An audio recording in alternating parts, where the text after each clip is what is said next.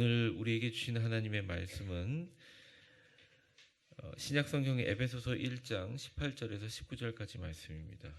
신약성경 에베소서 1장 18절에서 19절까지 말씀입니다. 우리 같은 목소리로 이 두 절인데요. 같이 한번 봉독해 올리겠습니다. 시작. 너의 마음의 눈을 밝히사 그의 부르심의 소망이 무엇이며 성도 안에서 그 기업의 영광의 풍성함이 무엇이며 그의 힘의 위력으로 역사하심을 따라 믿는 우리에게 베푸신 능력이 지극히 크심이 어떠한 것을 너희로 알게 하시기를 구하노라. 아멘. 여러분 특세 기간 동안 정말 여러분 모두 다 수고하시고 힘드셨는데 이게 뭐 우리가 한 노력이기도 하지만 하나님께서 우리를 하게 하셨잖아요. 그래서 우리를 은총과 빛으로 인도하시고 계시의 말씀으로 인도하신 하나님께 한번 우리 영광의 박수 한번 돌리겠습니다. 무엇보다 제가 되게 이제 선교 준비하는 과정에서도 엄청 예민하고 하나라도 틀림이 없기 때문에 그걸 맞추기 위해서 목사님들이 되게 힘드실 거예요. 전사님도 많이 힘드시고 우리 교육자들이 전체가 진짜 다 긴장입니다. 임직식까지 정말 그런데 여러분 우리 교육자들을 위해서도 한번 박수 한번 해주시면 좋겠습니다. 격려해 주시고 교회가 절대 한 사람의 노력으로 할 수 없습니다. 저는 이 자리에 나와서 말씀을 전하는데 그냥 최선을 다하지만 수많은 여러분들의 기대와 마음으로 이 교회가 이루어진 거라고 저는 생각합니다. 은혜와 감동은 이와 같이 이제 거룩한 기대와 정비례 합니다. 늘 기대가 많은 곳일수록 은혜와 감동도 정비례 합니다. 많은 사람들이 공짜로 TV를 내면서 콘서트를 보면서는 말이 많습니다. 가수 옷이 어떻고 뭐 이런데 진짜 돈을 내가지고 뮤지컬이라든지 공연장에 30만 원, 20만 원짜리 표를 갖고 3시간 전에 가가지고 줄 서가지고 들어가가지고 그 모진 고생을 하면서 서서 스탠딩 공연하는 사람들은 너무너무 감동을 받았다고 합니다. 그게 다른 점인 것 같아요. 우리가 하나님을 똑같이 믿을 수 있어요. 사실은 그냥 편하게 믿을 수도 있어요. 영상으로도 볼 수도 있고 사실은 이 새벽 기도도 제 말씀이 그대로 나오니까 영상으로 한번 리뷰할 수도 있지만 시간을 쪼개고 어려운 가운데 나오신 분들 그래서 작은 신랏 같은 기대가 있으리라고 생각합니다. 은혜와 감동은 거룩한 기대와 정비례한다는 것이죠. 뭐 공연장도 물론이지만 클래식 공연할 때도 낑낑낑낑 하면서 옹성옹성하면서 사람들이 들어오는 소리가 연주자도 흥분하게 만들고 또 그 어떤 연주가 있을까 기대하는 사람들의 마음도 흥분하게 만드는 이 거룩한 벅찬 기대와 흥분이 사실은 그 분위기를 만들고 거기서 느끼는 감동이 더 큰 거예요.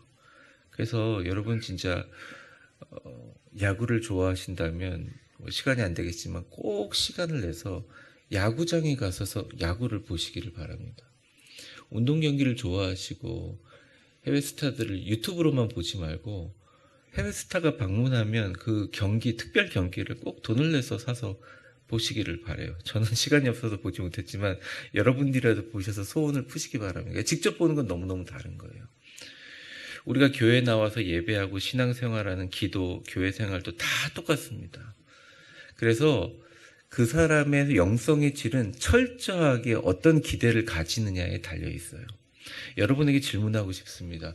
교회뿐만 아니라 여러분의 인생에 여러분들은 어떤 기대를 가지고 계시나요?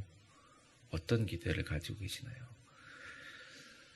슬프게도 어떤 분들은 저는 기대가 없습니다. 제가 오래전인데 청년부 집회를 인도하면서 가장 큰 충격을 받은 것 중에 하나가 청년부 이제 이제 저희 교회 제가 오기 전이니까 5년 전이 아니죠. 꽤 오래전인데 한 600명 정도 700명 정도 모였는데 이제 집회가 너무 좋았어요. 뭐 별말 안 하고 저 이제 차분하게 말씀 전했는데 근데 이제 그 집회에 주관하는 청년부 회장이 저한테 찾아와가지고 진지하게 얘기하는 거예요. 이제 차에 태워주면서 인사를 하면서 목사님 저는 목사님 말대로 기대하려고 눈을 감고 좋은 거 그려보라고 해서 눈을 딱 감았는데 아무것도 안 보여요. 이제 얘기를 할 때, 그 당시에는 좀 당황스럽고 그냥 위로해주고 돌아왔는데 혼자 운전하면서 집에 돌아오는 길에 참 여러 가지 마음이 들었습니다. 어쩌면 우리 교인들이 많은 말씀을 듣고 있지만 이 말씀을 이제 마음이 갈기갈기 찢어져 있는 이 찢어진 상처에 연고를 바르거나 아니면 잠깐의 이렇게 주사 같은 거 있잖아요. 통증 주사처럼 이게 맞고서 위로 하나님 도와주시겠지. 이제 이 정도 생각하는 메디컬 트리트먼트 정도 생각하는 게 아닌가. 그냥 의료적 치료로 생각하지 않는가. 근데 정작 이제 안정이 돼서 이제 삶의 현장으로 나가는데 삶의 현실만 보이고 기대가 보이지 않는 성도들은 얼마나 힘들까. 그러니까 뭐가 잘못됐다 이게 아니라 얼마나 힘드셨을까. 그리고 얼마나 힘들까. 그리고 이렇게 믿음으로 가서 살아가지만 주여 그리고 막 은혜 갖고 살아가지만 딱 아침 8시에 만약 출근하고 뭐 어떤 일을 시작할 때 내가 십몇 년 동안 당하던 똑같은 삶의 장벽들이 쾅 하고 돌아왔는데 그때 아무것도 생각나지 않고 그냥 똑같은 마음으로 그러면서 멈춰져 있는 분들은 얼마나 힘들고 아플까. 사실 우리 성도들에게 일어나야 될 기적과 기도 제목은 어떤 아이가 낳고 합격하고 뭐 이런 것도 되게 중요하지만 더 중요한 것은 성도님들의 삶 가운데 어떻게 보면 조금 이렇게 이런 제사적인 표현으로 하면 거세된 그리고 야성이 죽어버린 예전에 뭐 기도하면 뭐든지 다 될 줄 알았는데 지금은 뭔가를 기도하고 말씀을 들어도 그때그때마다 새로워지긴 하지만 이게 뭔가 될 수 있을까 이런 저항 같은 거 있죠. 마음에 이런 저항들. 제가 이제 설교를 작성하거나 준비할 때마다 들으시는 분들에게는 어떤지 모르겠지만 작은 설교라도 최선을 다하려고 하고 있습니다. 근데 제 능력이 부족해서 늘 설교를 마치고 나면 내가 너무 부족하구나 이런 생각이 들어서 저 능력의 부족함 때문이지만 나름 열심히 노력해서 준비를 하고 있거든요. 준비하면서 제가 늘 기도하는 마음 가운데 하나님 그런 저뿐만 아니라 우리 성도들의 믿음의 어떤 경계선을 만들거나 울타리를 쳐버리는 이런 장벽들이 조금 무너지면서 자연스럽게 어느 누구도 위로할 수 없고 어느 누구에도 용기를 줄 수 없는 그 비어있는 공간, 황량한 나의 외롭게 서 있는 나를 직면하는 그 순간에 하나님이 가셔서 세상이 줄 수 없는 평안으로 좀 신바람 나게 살아가시고 그리고 마음속에 여러 가지 근심과 걱정 때문에 생겨지는 뭐 육체적인 질환이라든지 아니면 그런 걱정을 계속하다 보니 걱정이 현실에서 일어나는 여러 가지 이런 사소한 일들이 이렇게 해결해져 가면서 마음에 좀 기쁨과 즐거움으로 그런 에너지로 교회에 나와서 뭐 직분을 맡아서 하면 너무 감사하고 영광스러운 일이지만 굳이 그렇지 않더라도 막 뭐라도 좀 교회를 위해서 하고 싶은 그런 게 됐으면 좋겠다. 근데 하나님 정말 이 세상을 보면 경제적인 것도 그렇고 또 뭐 오늘 기도 제목에도 국가나 또 세계적인 상황 가운데 여러 가지 우리가 판단할 수 있는 상황들 가운데 진짜 하나님의 도우심이 필요한 상황을 살아가고 있다는 거죠. 그래서 오늘 마지막 제가 설교 제목을 이렇게 달았습니다. 성도와 교회로 인해서 누리는 영광입니다. 아마 이 영광이 여러분들이 세상 사람들이 추구하고 세상 사람들이 느끼는 영광과 조금 다를 수는 있겠지만 오늘 오신 모든 분들에게 성도로서 이 교회로 인하여 누리는 놀라운 영광이 넘치시기를 주의 이름으로 축원합니다. 우리 옆 사람에게 정말 간절한 마음으로 이렇게 축복하겠습니다. 당신의 인생을 통하여 하나님이 주시는 놀라운 영광이 가득하기를 바랍니다. 저는 그럴 줄 믿습니다. 예, 저 한 번도 예외를 보여주시지 않았기 때문에. 그럼 우리가 한번 말씀을 보겠습니다. 오늘 말씀은 바울이 에베소 교인들을 위해서 간절히 기도하는 내용이에요. 그 기도가 사실은 16절부터 시작합니다. 오늘 본문은 18절인데 16절과 17절 우리 화면을 보시면서 같이 한번 읽어보겠습니다. 시작. 내가 기도할 때 기억하며 너희로 말미암아 감사하기를 그치지 아니하고 우리 주 예수 그리스도의 하나님 영광의 아버지께서 지혜와 계시의 영을 너희에게.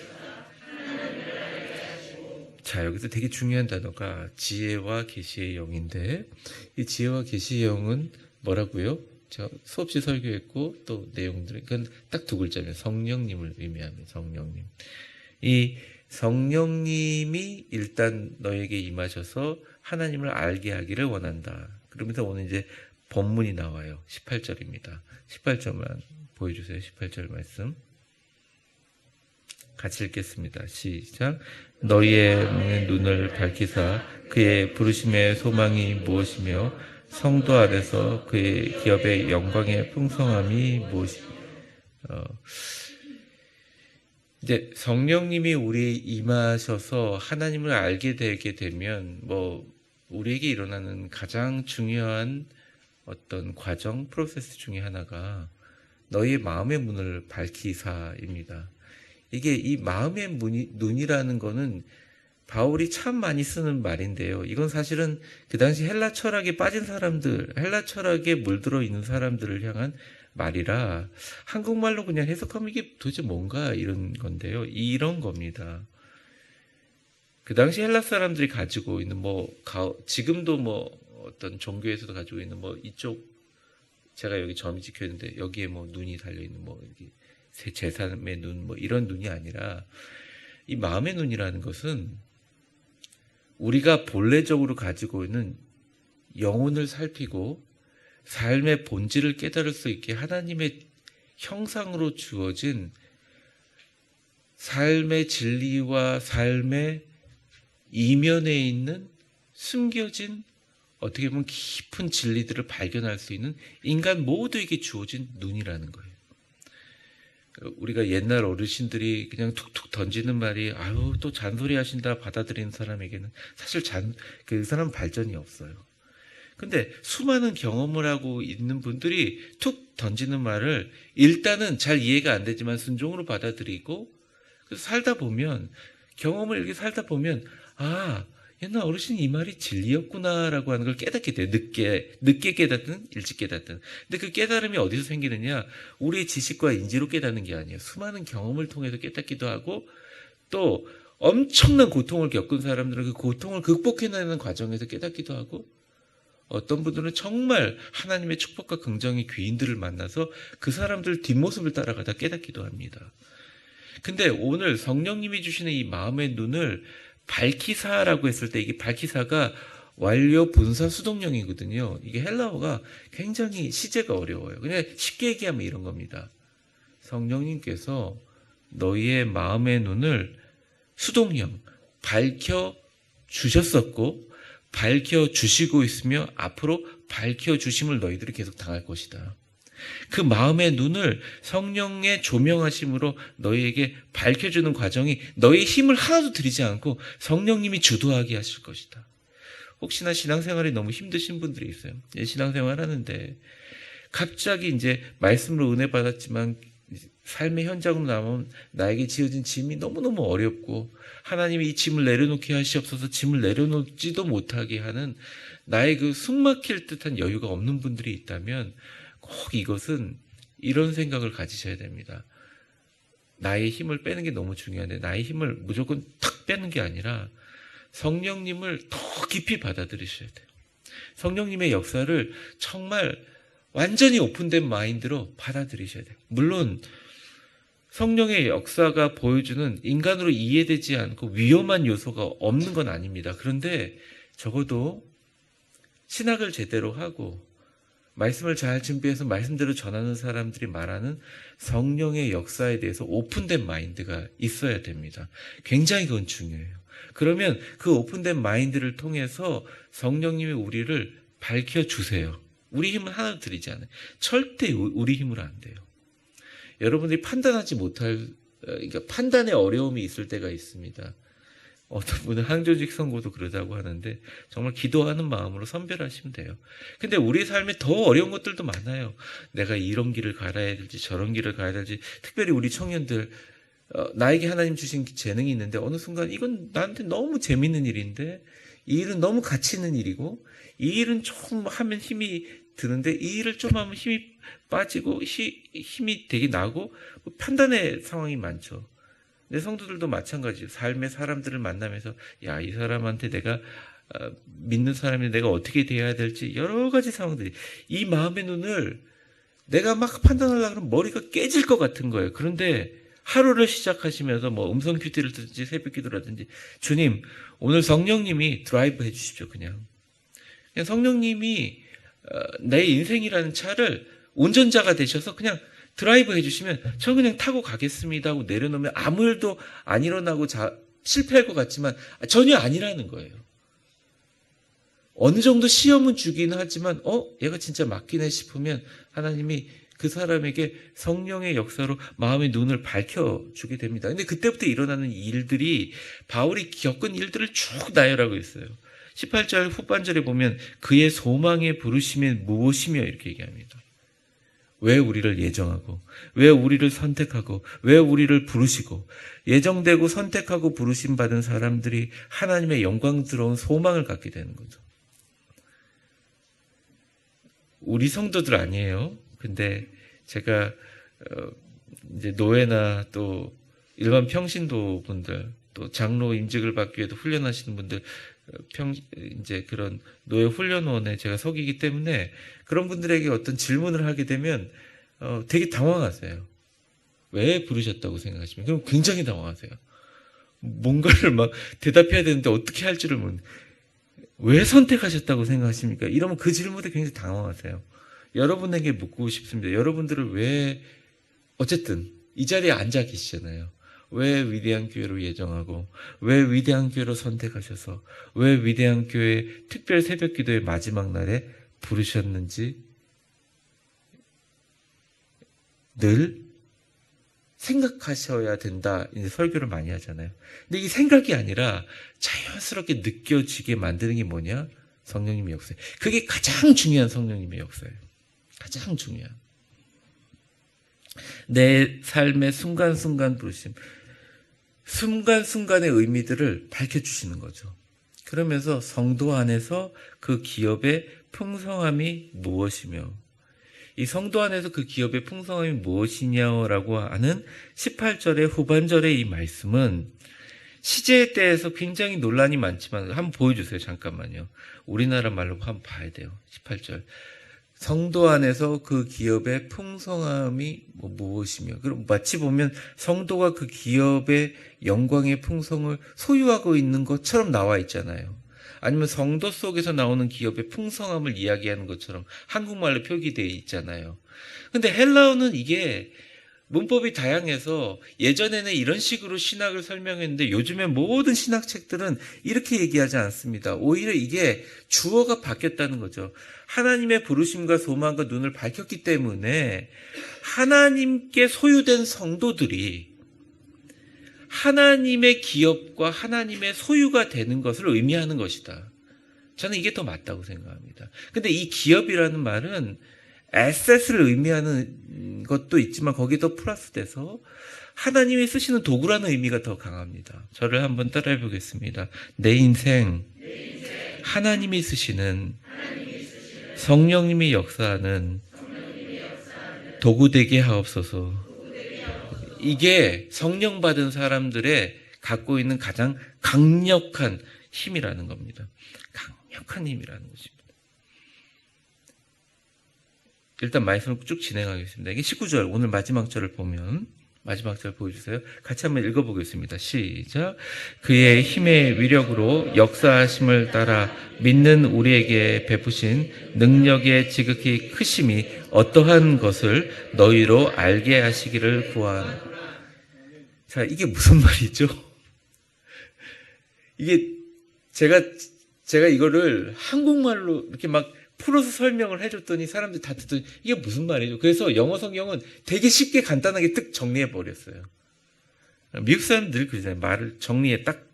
근데 이게 헬라 원어로 제대로 정리한 사람들 한번 보세요. 그 힘의 위력으로 역사하심에 따라 믿는 우리에게 베푸신 능력의 지극히 크심이 어떠한 것을 너희로 알게 하시길. 뭔 말이죠? 그냥 간단하게 이렇게 하면 되잖아요. 능력이 크심을 알게 하기를 원하는, 이러면 되잖아요. 뭐 이렇게 수사가 많냐고요. 오늘 이걸 좀 설명하려고 합니다. 바울이 똑똑한 사람이기도 하지만 자기의 똑똑함과 지식을 자랑하려고 이 구절을 쓴 게 아니에요.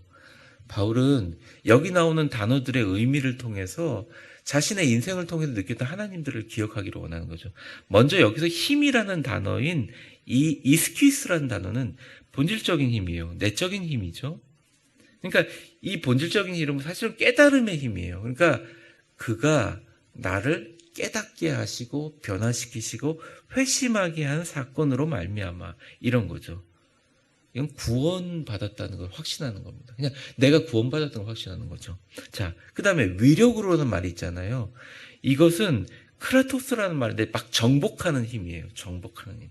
확 때려 부수고 확 굴복시키는 힘입니다. 그 다음에 또 역사라는 것은 또 이거 힘이거든요. 에르네기아. 에르네기아라는 헬라어는 에너지, 에너제릭 이런 단어의 어떤 원어가 되는 말인데 우리가 에너지 그러면 막 음료수 마시면 팍 생기는 힘이라고 생각하는데 그 에너지란 단어는 원래 우리 청년들이나 조금 나이가 드신 한 3, 40대는 에네르기라고 하면 다 드래곤볼 생각하는 분들 많아요. 에네르기 파 하면 이 드래곤볼 생각하는데 사실은 그때 드래곤볼에 나오는 에네르기 파 하면서는 광선이 바로 그 에너지의 개념을 정확하게 얘기한 거예요. 여기서 나오는 에너지는 초인격적인 에너지의 힘이에요. 나는 에너지가 넘쳐 이 말은 초인격적인 에너지. 어떻게 측정이 돼요? 그 사람의 에너지를 측정할 수 있어요? 안 되죠. 기니까 계속 넘어가겠잖아. 근데 따라 안 믿는 우리에게 믿는 우리에게 사실은 여기서 제일 중요한 단어는 믿는이에요. 믿는. 안 믿으면 아무 소용이 없다는 겁니다. 에휴 그게 나한테 일어나겠어? 말로 하면 제일 효과가 크고요. 안 되는 거예요.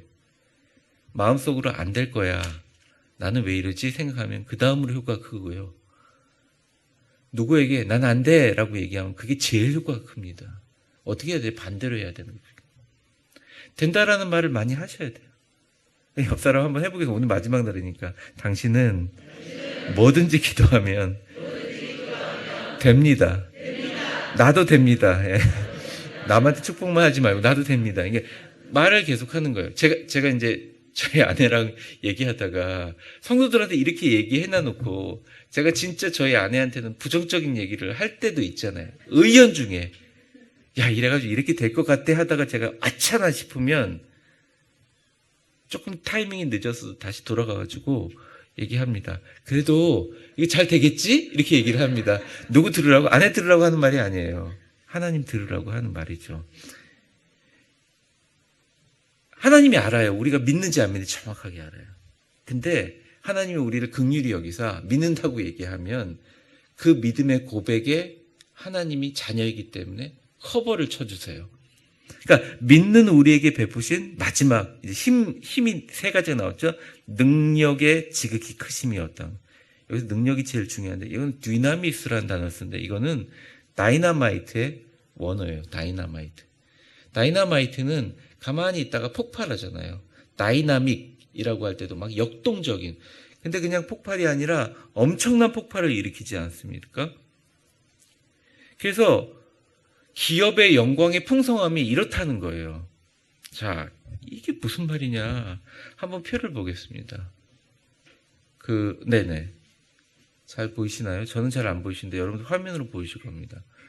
내적, 본질적 이스퀴스라는 힘을 통해서 정복하는 크리스토스의 힘에 초인적인 신적 강력함의 에네르기아가 능력의 폭발의 디나미스로 일어나게 되는 모든 과정들이 성도가 교회를 통해서 느끼는 영광이라는 거예요. 근데 오늘은 새벽기도 얼마 남지 않은 시간 동안 자세히 설명할 수 없지만 구체적으로 한번 보여줘요. 그러니까 성도가 느끼는 교회에서 느끼는 하나님의 최고의 영광은 다 파워예요. 파워. 능력이에요. 힘이에요.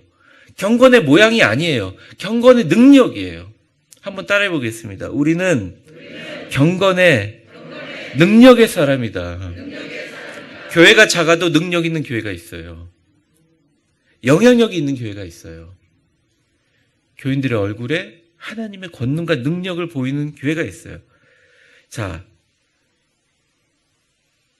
먼저 본질적인 본질적 이 스키스라는 힘은 구원의 확신에 대한 본질적인 내적인 능력인데 바울이 똑같이 경험했잖아요. 그때까지는 예수라는 것이 유대교를 멸망시키는 가장 악한 영이라고 생각하고 신이라고 생각하고 그런 헬라의 모든 우상이라 생각해서 예수 믿는 사람 잡아 죽이러 갔다가 이 사람이 담의 세계에서 넘어지면서 깨달은 거죠. 본질적으로 나는 예수를 위해서 생명을 걸어야겠다. 예수님 복음을 갖고 전해야겠다. 그렇게 해서 그 사람이 예수님을 전하러 무려 2만 킬로를 여행하러 다녔다는 거죠. 우리 성도님들 막 아프신 분들, 힘드신 분들 있지만 정말 예수님이 구원이라고 믿고 여러분들하고 지금 늘 즐겁게 얘기하지만 예수 믿지 않는 친구들에게 우리 교회 가까이에 없이 지방에 있는 친구들이라도 진짜 여러분들이 확신을 해서 전화해서 친구야, 내가 30년을 사겠지만 내가 마지막으로 부탁 한번 할게. 교회 한번 나가보고 기독교에서 욕해. 나 너도 같이 천국 가고 싶어. 예수님이 나를 구원해 주신 것은 정말 내가 생명 걸고 내가 마지막 인생에 할 수 있는 말이 있다면 내적으로 본질적으로 이스키스로 내가 고백할 수 있는 진짜 그 힘은 바로 예수 나를 구원하셨네. 야, 예수님 믿었으면 좋겠어. 라고 하는 그 본질적인 확신이 성도들이 갖고 있는 모든 능력의 시작이에요. 근데 그 기본을 다 접어놓고 위로받고 안정되면 전도하러 나가려고 그래요. 그러니까 거기서부터 잘못된 거예요. 여러분의 모든 복과 능력의 시작은 뭐라고요? 구원의 확신이라는 것입니다. 두 번째가 보여주세요. B. 정복하는 크라토스예요. 그러고 나면 이제 시작이 됩니다. 옛날에는 조그만 무슨 얘기를 하면 흔들리고 마음의 상처를 받고 막 마음이 불안하고 이랬는데 예수님이 나를 구원해 주신 게 본질에 있게 되면 마귀를 이기는 것이 아니라 아예 마귀가 나에게 물러나는 정복하는 힘이 생긴다는 거예요. 구분하는 눈이 보여요. 내가 저 사람들의 말을 듣고 동조를 해야 될 것인가 위로해 줄 것인가 아니면 기도를 해줘야 될 것인가를 알게 돼요. 뉴스와 현상을 보면서 내가 해야 될 것이 무엇인가를 깨닫게 되는 것입니다. 마귀를 이기는 위력이 생기는 거죠. 어떻게 아테네, 데살로니가, 코린토스, 에페소스 이러한 지역을 통해서 마케도니아 지방까지 다니면서 했을까요? 얼마나 많이 맞았다고요. 사실은 바울이 직접 한 일은요. 편지 쓴 거 하고요. 맨날 두들겨 맞은 거 하고요. 교회를 세울 몇몇 사람들에게 돈과 물질을 협조받아서 그 교회를 하나 만들어 놓고 떠난 거예요. 물론 에베소 교회처럼 3년 동안 공을 들인 교회도 있고 빌립보 교회처럼 계속적으로 연락을 주고받는 교회가 있지만 대부분의 자리에서 말씀 전하고 쫓겨나고 암살자들과 유대인들에 의해서 죽임을 당하면서 쫓겨당한 것밖에 없어요. 그런데 그에게는 그런 과정을 통해서 바울은 너무너무 고생했지만 가는 곳마다 마귀의 강력한 장벽들이 무너져가는 역사들이 일어났다는 겁니다. 저는 모르겠어요. 여러분들의 병들이 진짜 오래된 어떤 심정적인 육체의 상함의 병일 수도 있고 근데 많은 마음의 질병들은 제가 100%는 아니지만 참 많은 부분이 영적인 질병으로 생길 때가 많아요. 여러분들이 뭔가 하나님의 은혜 가운데 평안함을 누리게 하려면 가만두지 않아요. 그동안 내가 건드려놓고 공을 들였던 마귀의 생각은 그렇다는 공들여놨던 이러한 무너짐과 쓰러짐을 통해서 이 사람이 어떤 성화의 극점으로 올라가는 것들을 탁 발만 걸면 넘어뜨릴 수 있는데 라고 하는 부분에서 우리가 이기지 못해요. 그런데 하나님이 눈을 밝히셔서 그의 소망이 무엇인 것을 알게 하고 여러분들을 영광의 그릇으로 이곳에 선택하고 예정하고 보내셔서 위대한 교회로 교인으로 삼으셨다는 것은 마귀를 이길 뿐만 아니라 마귀를 눌러나게 하는 위력을 우리에게 주셨다는 거예요. 여러분들은 다 갖고 있습니다. 그냥 예수님의 이름만 불러도 마귀는 도망갈 수밖에 없어요. 근데 우리가 믿지 않는다는 거예요. 초인적이고 신적인 에너기아의 힘이 있습니다. 이것은 이러고 나면 자연스럽게 자녀를 위해서 손을 얹고 기도할 때 주님, 예수님의 이름으로 우리 자녀의 마음속에 있는 병이 고쳐질 줄 믿습니다. 자녀가 자고 있을 때 등에다 손을 대고 예수님의 이름으로 우리 자녀에 있는 모든 마음의 슬픔과 아픔들이 무너날 줄 믿습니다. 두 손 들고 기도하는데 부모의 그 기도를 통해서 자녀가 치유되는 역사가 일어난다는 거예요. 여러분들이 정말 성도들을 위해서 기도할 때 성도님들을 그 천사를 보내주시고 그 성도의 마음을 치료를 해주시고 그 마음에 하나님 놀라운 역사가 일어나게 해주십시오.